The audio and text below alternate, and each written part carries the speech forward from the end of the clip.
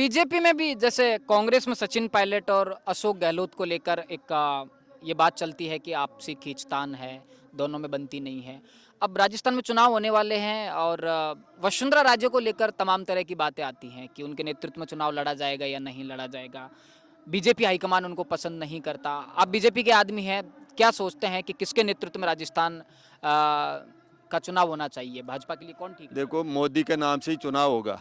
अभी कोई मुख्यमंत्री घोषणे वाले नहीं है और न बीजेपी में कोई लड़ाई है न लड़ेंगे। वो चाहे किसी का नाम लेकर भी अगर कर देने भाई इसको मुख्यमंत्री बनाएंगे तो भी लड़ाई नहीं होगी, ये मेरा मानना है। हाँ हाँ, बीजेपी में आला कमान जो डिसीजन करेगा वो निश्चित है। और कांग्रेस में आला कमान ऐसी स्थिति में नहीं है जो डिसीजन दे सकता है, उनकी कोई स्थिति नहीं है। आला कमान फैल है गहलोत के सामने, कांग्रेस वाले। और बीजेपी में चलती है आला कमान? बिल्कुल बीजेपी में चलती है। जो मोदी कहता है वो लो की लकीर है।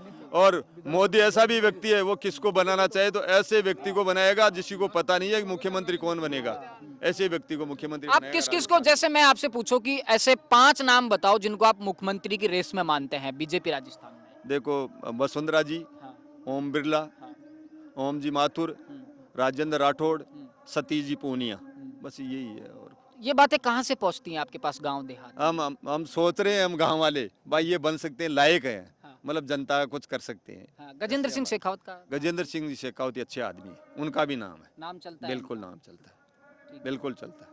किरोड़ी लाल मीणा तो बहुत सीनियर नेता है। हाँ, करोड़ी लाल जी का भी है जी, लेकिन अब बैठेगा नहीं मामला। बूढ़े हो गए, मामला नहीं बैठेगा। ठीक नए बात व्यक्ति, मैं तो ये कहना चाहता हूँ कि नए व्यक्ति को मुख्यमंत्री बनाना चाहिए, चाहे नए किसी भी व्यक्ति पार्टी कौन में है? बनाए। नए व्यक्ति नए व्यक्ति बीजेपी राजस्थान में बताइए। बीजेपी राजस्थान में आने वाले चुनाव वाले नए व्यक्तियों को टिकट देगी अब की बार बीजेपी, तो आएगा कोई कोई योगी बन के इस राजस्थान में भी। ये और बात करेंगे कुछ लोगों से। आप भी पीछे बैठे हुए हैं इन लोगों के साथ में, ऐसा तो नहीं है कि आप तो जा रहे थे अंदर लेकिन इन लोगों ने पकड़ के बिठा लिया कि यहीं पर पंचायत करेंगे? नहीं नहीं नहीं, ऐसा कुछ नहीं है। हम आए थे नरेंद्र मोदी जी को सुनने के लिए, हाँ। और अंदर जब गए तो वहाँ भीड़ भाड़ ज़्यादा थी, इतनी गर्मी पड़ रही थी कि हम अंदर जा नहीं पाए। वो इसलिए हम यहाँ बैठ कर के हमने कहा बाहर से अच्छी आवाज़ सुनाई देगी, और बाहर से मालूम भी पड़ जाता है भाई मोदी जी आ रहे हैं, आ गए हेलीकॉप्टर से, तो ये सबसे पहले हमें ही तो मालूम पड़ा ना, अंदर वालों को तो अंदर गए तब मालूम पड़ा। दूर से है ना हेलीकॉप्टर दिख रहा, हेलीकॉप्टर दिख रहा था। क्या उम्मीद है नरेंद्र मोदी के भाषण से? क्या कुछ बड़ी घोषणाएं हो सकती हैं राजस्थान के लिए? ये तो कैसी उम्मीद करते हैं?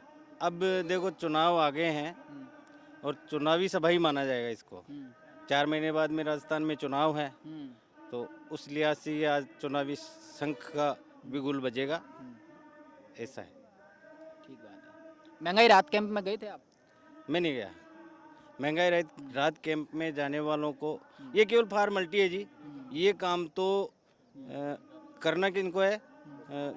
जो ई मित्र वाले हैं, ई मित्र का काम था, लेकिन इन्होंने इसको भी एक प्रचार के रूप में लिया है, और ये जो अब गवर्नमेंट आएगी वो पूर्ति करेगी इसकी। ये तो जाने वाली है गवर्नमेंट, 100% जाएगी, इसमें कोई दो मत नहीं है।